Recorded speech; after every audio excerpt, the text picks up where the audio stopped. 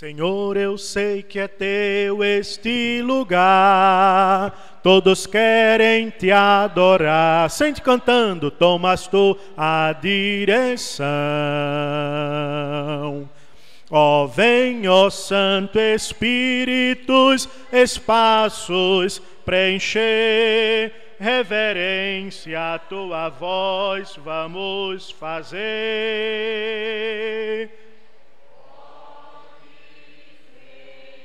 Aleluia. Ó sim, teu poder, teu povo sentirá.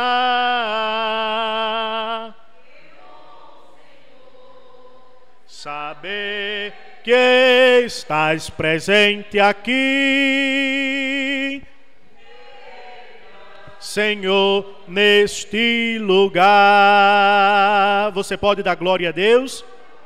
Muito bem, meus irmãos, eu quero trazer uma rápida palavra mediante ao texto a qual nós lemos juntamente com a igreja nesta noite, contido em 1 Reis, capítulo de número 18, o verso de número 43 e o verso de número 44.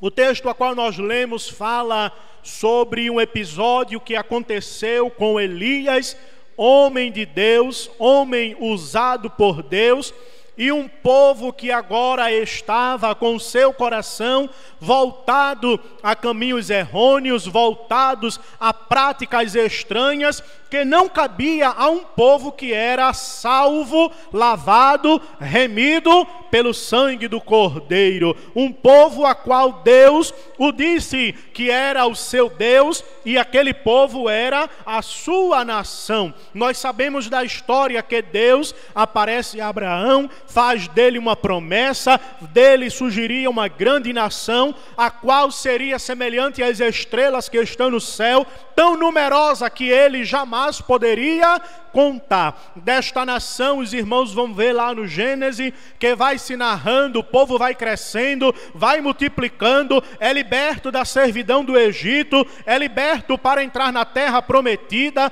Vem agora um período de juízes, homens constituídos por Deus para legislar o povo, para orientar o povo, para estar conduzindo o povo rumo àquilo a qual estava no coração de Deus. Depois dos reis, agora surge uma nova esfera de legado para a humanidade. Agora não é mais juízes que conduz aquele povo, agora são reis, homens escolhidos por Deus para conduzir a nação a qual o Senhor a eles confiara. E é bem verdade que o texto a qual nós lemos vai nos falar sobre um rei que começou até bem, mas em meio à sua vida ele se embaraçou com as coisas e deixou que entrasse na sua carruagem pessoas que não tinham o mesmo propósito no coração, como era a sua esposa de nome Jezabel. A igreja conhece bem o perfil de Jezabel, a postura de Jezabel e o mal que Jezabel ela provocou para o povo de Deus, trazendo idolatria, trazendo profanação, trazendo coisa errada para o meio do arraial. Mas sabe o que é interessante? É que a profanação pode tentar entrar, os costumes errados podem tentar roubar a nossa fé, mas no meio do povo de Deus haverá sempre um atalaia, haverá sempre um porta-voz da verdade que estará pregando e dizendo que o Senhor, Ele quer tratar com o seu povo, que o Senhor, Ele quer tratar com a nossa vida, que o Senhor deseja que vivamos em santidade.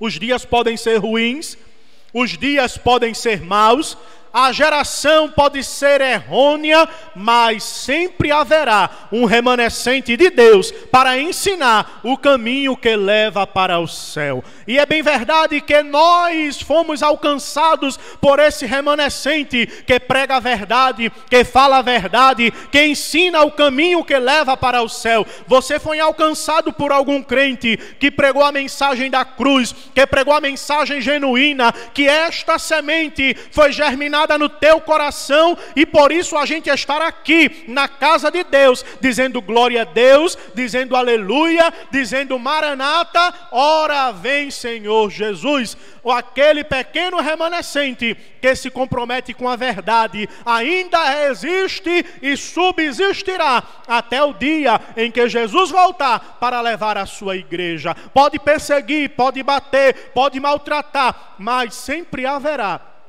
crentes compromissados com a verdade. E quando eu falo em crentes compromissados com a verdade, eu me refiro a crentes semelhantes a Obadias, que no início deste texto, nos versos primeiros adiante, vai dizer que havia durante 3 anos seca sobre aquela terra. Precisamente nas entrelinhas, 1095 dias de seca, 1095 dias de dificuldade, 1095 dias que o jardim não dava flores, que as vacas não tinham água para beber, que o gado estava se arruinando e a prova estava chegando na vida do povo. Mas eu quero lhe dizer nesta noite, é que toda prova, ela tem um final. Ela pode ser longa, ela pode ser de 1 dia, pode ser de 2 dias, pode ser de 1 ano, pode ser de 2 anos, pode ser até de 3 anos, como foi com este povo, segundo a palavra do homem de Deus. Ele disse para Acabe: olha, não vai chover sobre a terra conforme a minha palavra. E conforme o homem de Deus falou, assim se sucedeu. Houve seca, dificuldade, houve provação, houve aperto em meio ao povo. Mas sabe o que é interessante? É que aquele que fala a verdade, aquele que anda em retidão, jamais ele será envergonhado, porque o Senhor ainda tem escape para a vida de crente fiel. Você está na dificuldade, você está no aperto, você está passando pela prova. Eu quero lhe dizer nesta noite que se você é fiel ao Senhor, ainda tem Obadias para sustentar a tua vida com pão, com água, com proteção, com abrigo, com alimento, porque foi assim que Obadias ele o fez. Escondeu 100 homens, sustentando-os com pão, sustentando-os com água, providenciando o necessário para que eles não morressem em meio àquela dificuldade. Porque tem dias que a gente pensa que a gente vai morrer na prova.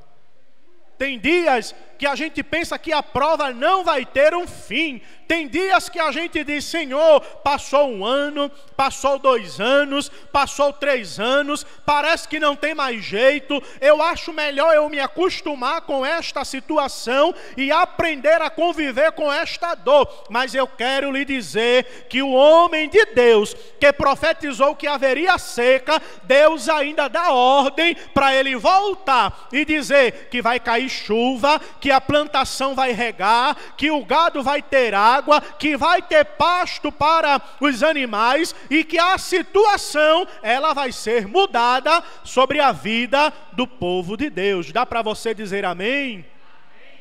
E sabe o que é interessante? É que em meio à seca, em meio à dificuldade, em meio a tudo aquilo que estava acontecendo, lá volta Elias para se encontrar com o rei Acabe. E às vezes Elias, ele nem é tão bem recebido, sabia disso?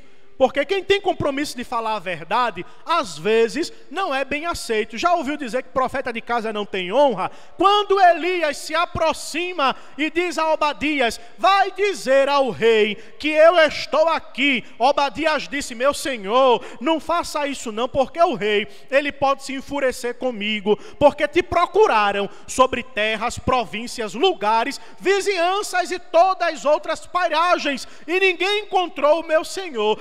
Agora eu vou dizer ao rei que o Senhor está de volta e o Espírito de Deus lhe arrebata, a minha vida será colocada em risco. E agora, quando Acabe chega perto de Elias, sabe como é que Elias é recebido? És tu perturbador de Israel? És tu que tem tirado a paz do povo de Deus? Aí agora Elias responde para Acabe e diz: perturbador de Israel é o rei e a sua família, que trouxe idolatria, que trouxe pecado, que trouxe profanação, que arruinou a história do povo de Deus. Mas tem um segredo: Deus vai derramar a chuva sobre o rei, sobre a família e sobre a vida daqueles 100 que estão escondidos, clamando, pedindo a Deus uma resposta, e haverá mudança para esta nação. Não é por conta do rei, nem por conta da esposa do rei, mas é porque tem um povo que ainda clama ao Deus Todo-Poderoso, que abre Mar Vermelho, que abre Rio Jordão, que ressuscita aquele que está morto e que chama à existência aquilo que não existe, para abençoar ao seu povo. Aí agora existe um desafio. Elias e os profetas de Baal. Manda pegar água, manda cavar um rego, manda organizar o altar, porque os adoradores de Baal tinham passado primeiro e tinha feito um saceiro muito grande. Mas quando Deus quer trabalhar, Ele trabalha com tudo muito bem organizado. Sim ou não? Deus trabalha com ordem e decência. Elias arrumou o altar, colocou as pedras em ordem, cavou um rego ao redor do altar. Havia chuva sobre aquele povo? Não. Era 3 anos de seca. Aí agora Elias diz: eu quero que tragam cântaros de água e derrame ao redor deste altar que aqui foi preparado. E o que é que eu entendo com isso? O que está em falta é o que Deus Ele quer utilizar para fazer um milagre em meio à nossa vida. E o que é que está em falta nesses últimos dias? Um crente com um coração contrito e humilde para adorar ao Senhor nosso Deus. Porque hoje se vem para o culto para olhar o paletó do obreiro, para olhar quem canta melhor, para olhar quem prega melhor, para olhar quem é que se sobressai em meio à oportunidade, mas está em falta crente que vem para adorar. Mas aqui em Bomba do Emetério 2 só veio aqueles que queriam adorar, sentir a presença e receber da chuva de Deus sobre a sua vida. Diga glória a Deus. Porque por aí afora tem muito R, tem muito S, tem muita teoria, tem muita hermenêutica, tem muita contextualização. Mas eu prefiro falar para o modo, por onde, por via, e ser cheio de Jesus e sentir a presença dEle, do que falar nos R's, nos S's, na hermenêutica, em tanta outra coisa, e ser um sepulcro caiado, sem sentir a presença de Deus, ao falar que Ele é o meu Deus. Mandou trazer água, coloca ao redor, foram 12 cântaros de água colocados, e eu geralmente digo, 12 cântaros, 12 tribos de Israel. Deus estava dizendo: eu ainda sou o Deus da tribo menor, ainda sou o Deus da tribo maior. Eu sou o Deus do novo convertido, eu sou o Deus do obreiro, eu sou o Deus do vocal, eu sou o Deus da comissão, eu sou o Deus da igreja que me adora em espírito e em verdade. Derrama água. A palavra de Deus vai dizer que agora Elias ergue a sua voz e começa a orar. A oração tem resposta, sim ou não? A tua oração, ela vai ser ouvida e Deus responderá a tua oração. E a Bíblia vai nos dizer que, estando Elias ainda a falar, desceu fogo do céu, consumiu o holocausto, a oferta que estava sobre o altar, lambeu a água que estava ao redor do altar, e todos os olhos viram que Deus era o Deus de Israel. Tem coisas que Deus ele faz em oculto, tem coisas que Deus ele faz no reservado, tem coisas que Deus ele trata no privado da gente, não é? Mas tem coisa que Deus, quando quer fazer, Ele faz para todo mundo ver, que é para aumentar a fé daqueles que estão cocheando em 2 pensamentos, para aumentar a fé daqueles que estão duvidando que Deus, Ele ainda é Deus. Eu acredito que se Ele quer, Ele faz, mas também se Ele não quiser, Ele também não faz. E eu preciso entender e aceitar a vontade soberana de Deus na minha vida. E depois que passa agora o Monte Carmelo, profeta de Baal, homem de Deus, aí agora chega o texto a qual nós lemos. O homem de Deus diz: olha, vai chover. E alguém olhou para ele e disse: como é que faz 3 anos que a gente não vê sinal de chuva, que a gente não vê cair um pingo de água, a gente está na prova, e agora chega esse mesmo camarada que diz que ia haver seca, e agora profetiza que vai ter chuva para regar esta terra. A dúvida, ela é natural sobre a mente daqueles que estão passando por dificuldade, e principalmente quando essa dificuldade, ela já se tornou uma rotina na nossa vida. No início eu falei que foram 3 anos, precisamente, ou aproximadamente 1095 dias sem sinal de chuva. Quando alguém às vezes diz: eu vou lhe fazer uma visita, passa o primeiro dia, aquela pessoa não vem, a expectativa da gente já diminui. Depois de uma semana, a gente já não acredita que aquela visita vem mais. Depois de um mês, a gente já deu aquela visita por cancelada. Imagina 1095 dias esperando chuva, esperando mudança, esperando algo novo, e nada acontece. Eu não sei quantos dias você está esperando a bênção de Deus sobre a sua vida. Se é um dia, se é uma semana, se são 3 anos, se são 10 anos, se são 20 anos, eu não sei. Mas eu sei de uma coisa, que quando Deus quer entrar em ação, Ele entra e chama a existência até aquilo que não existe para nos abençoar. E Ele disse para o moço: vai lá fora, olha para o céu e vê se tem sinal de chuva. Aí lá vai o moço olhar, o céu não tinha nem nuvem, estava aquele sol caustigante, estava aquele ambiente seco, calor, temperatura forte.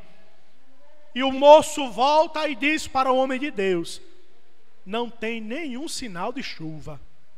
Porque quando vai chover, geralmente as nuvens ficam densas e começam a unir-se, e a gente sabe que vem chuva por aí. E o moço volta novamente, e o homem de Deus manda que ele refaça este mesmo caminho. Por quantas vezes? 7 vezes. Aí eu abro um parêntese. Lembra de Naamã? Quantos mergulhos precisou dar? 7 vezes. Lembra daquele texto? Pedi, pedi e dá-se-vos-á. Batei, batei, e o que é que vai acontecer? Aquele que pede, recebe. Aquele que busca, encontra. Aquele que bate, a porta se abre. A Bíblia está dizendo para mim e para você nesta noite: a vitória e a chuva seródia, a chuva de Deus, é para quem persevera, para quem insiste, para quem não arreia as armas, para quem não cruza os braços e para quem não fica em meio ao caminho. É para quem permanece. Será que você podia dizer comigo assim: eu preciso ser perseverante? E a Bíblia vai nos dizer que na 7ª vez, quando aquele moço ele sai, aí ele olha e observa uma nuvem grande. É assim que diz na sua Bíblia? Uma nuvem gigantesca, o céu todo nublado. Diz: uma pequena nuvem, mais ou menos do tamanho da mão Não era de um dinossauro, não. De uma baleia, de algo gigante. Uma pequena nuvem, do tamanho da mão de um homem. Aí Elias diz: este é o sinal que Deus vai mandar chuva. Diga para Acabe que organize o carro, que desça em direção ao palácio, que se apresse, porque vem chuva de Deus por aí. E assim como o homem de Deus falou, aconteceu. E o que eu quero dizer para você nesta noite, que persevera, que persiste, que está batendo na porta, que está buscando, que está perseverando, qual é o sinal que você precisa para entender que Deus está trabalhando na sua vida? Às vezes, eu confesso que quando eu era mais jovem, porque eu ainda sou, eu dizia: Senhor, eu vou para o culto, e eu quero que o Senhor fale comigo. Olhe, mande o pregador falar meu nome, mandar eu ficar de pé e dizer assim, assim, assim para mim. E Deus, às vezes, no meio do louvor estava dando resposta, no meio da palavra estava dando resposta, no meio da saudação estava dando resposta, nos corinhos Deus estava dando resposta, mas o sinal que eu queria era meu nome, para eu ficar de pé e para todo mundo ver o que Deus queria falar comigo. E Deus está dizendo para a gente nesta noite que o sinal que eu e você quer nem sempre é o que Ele está deixando para a gente. Tem sinais acontecendo, tem respostas de Deus vindo ao nosso encontro, mas a gente está desapercebido no arraial. A nuvem de Deus está posta, a chuva está chegando e a gente está dizendo: não estou vendo nada. Não tem resposta nenhuma. O culto foi aquela coisa parada. O culto foi aquela coisa tenebrosa. E Deus dizendo: eu falei, eu usei, eu mandei mensagem para você se alimentar, para você revigorar a vida. E você estava, olha, de boca fechada, pensando no além, pensando quantas voltas o ventilador ele deu, pensando em quantas formigas passaram pelo buraquinho que está na parede da igreja, e Jesus falando, os louvores sendo entoados e a gente desapercebido. Mas nesta noite a resposta de Deus é: tem uma nuvem repousando sobre a nossa vida e vai cair a chuva. O teu jardim vai voltar a ter flores, o teu plantio, aquilo que está sobre a tua casa não vai morrer, porque a chuva de Deus vai chegar sobre a nossa vida. Você acredita? Diga glória a Deus. Muito bem, comissão louva e adora ao nome do Senhor nosso Deus, com alegria, crendo que tem resposta de Deus chegando para a minha e para a sua vida. Nós vamos neste momento aproveitar que a comissão ela vai louvar, e nós vamos também contribuir com o nosso dízimo, com a nossa oferta, para que haja manutenção na casa do Senhor nosso Deus. Amém? Nós vamos neste momento orar ao Senhor, entregando o dizimista e o ofertante, pedindo que as bênçãos de Deus continuem sobre a nossa vida, para que possamos contribuir na seara do Mestre. Nosso irmão Enoque, ele ora entregando o dizimista e o ofertante, a comissão vai louvar. Depois da comissão, o discipulado já se prepara para louvar a Deus